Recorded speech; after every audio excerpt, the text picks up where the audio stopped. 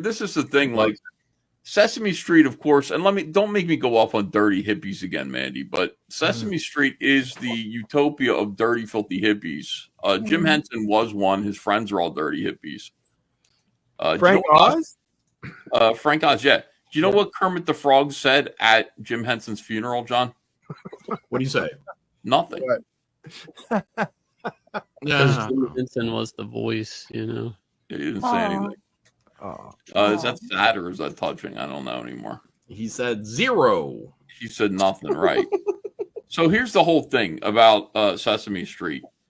It basically is a fucking communist utopia of diversity and like people who are completely and totally incompetent. They've let the street. Okay, so it's a trashy, like it's a city street that has fallen into ruin and disrepair. Okay. It is filled with feeble-minded monsters living with humans of diverse colors. Everybody there is like black or Asian or Puerto Rican. There's like one white guy. There's a Jew who died. Mr. Hooper. Yeah. There's one white guy, Bob. You know what I mean? What the fuck does Bob do for Bob was a little bit, you know. Why is he living on this street? I mean, basically, you know, Sesame Street has been going now for like 50 years, and like the monsters that live in the street still haven't mastered the alphabet, John. You know what I mean? Yeah. They're retarded. Yep. Yeah, how many times can you explain it to them?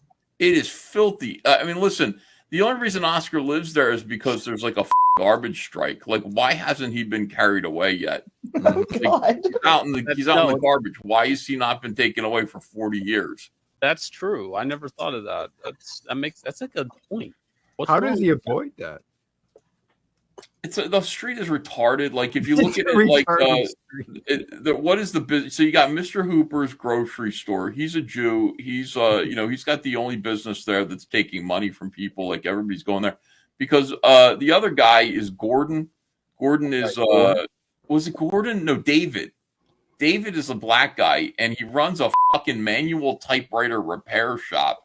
John, I really doubt he's bringing in enough money. He literally has a manual typewriter repair shop. Not too many people using manual typiders these days. Not in 2024. Oh, that was the 70s, though, wasn't it? Yeah. It was the 70s.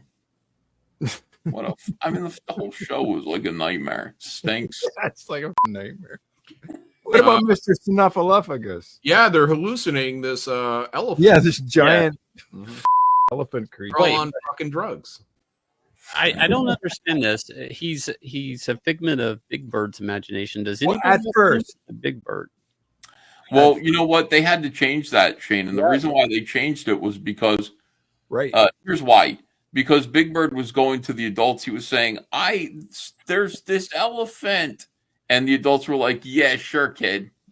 I'll bet whatever. You're seeing elephants all the time. Now, that can be equated to a child going, my uncle's touching me down there. Yes. Yeah, sure, kid. This is whatever true. You say. So they had to change that whole thing because it was like, no, we're supposed to believe all children. You know, when they say they're hallucinating elephants, it's basically the same thing as when they might be saying, you know, Uncle Larry's touching me in his naked puzzle basement downstairs. Yeah. You know, and so you got to believe kids. So that's not like a bad precedent for like Snuffleupagus believing what children tell you. Anyway, that's why. So now everybody sees Snuffleupagus like he's a regular character, and people go, you know, hey Snuffy, it's okay that there's a gigantic woolly mammoth without any tusks and a giant lizard tail and a very stuffed up nose. Yeah, remember his voice. Yeah. Like he sounded stuffed up. They're saying, why is it always the uncle in these stories? I don't know. Yeah, it really is. Like, why is it always? Because they're, I don't know. Because uncles don't have kids of their own. Usually, you know, there's something wrong with the uncle. Yeah, exactly. Gay uncle.